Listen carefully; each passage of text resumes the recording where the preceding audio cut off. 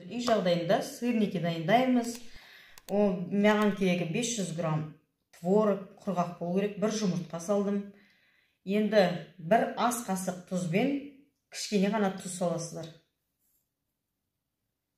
Осыны араластырып аламыз.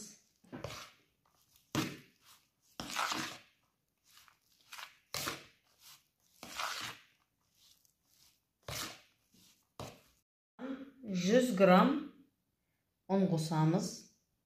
Қантты көп қоспаймыз, біраз қасқан өйткені не болып кетеді. Ана творог жөнді піспей қалады.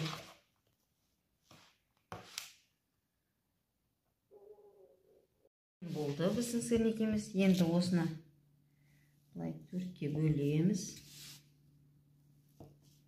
Мен бүгін неге дайындаймын? Духовкаға дайындаймын. Сіздер табаға қорсаңыздар да болады. Бір бөлігін алып жаңағының.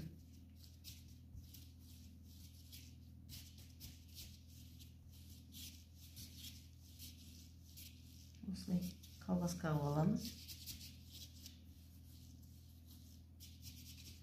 Осыны где-то 3-ке бөлеміз.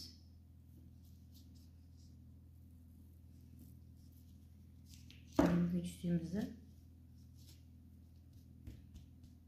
жағылып.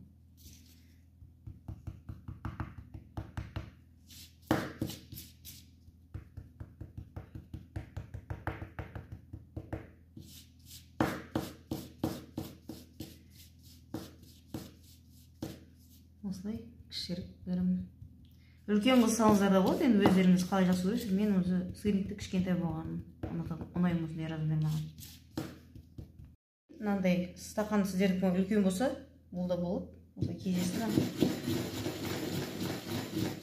Соласыздар.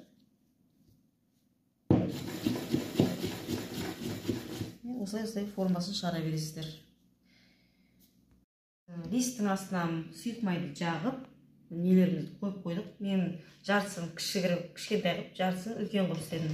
Сіздер бірдей қылып істей аласыңыз. Мен просто кішкентай балаларға үйдегі ыңғайлы болсын деп осылай істедім. Сырникіміз дайын. Листтің астынан сұйық майды жағып, міне осылай салып қойдым. Енді 180 градусқа 20-25 минутқа пісіріп аласыздар. Мен жартысын формасын кішіріп қылдым, жартысын үлкен қылдым. Сіздер бірдей қолыңызға болады. Әркімнің өзі біледі қалай істейтінін.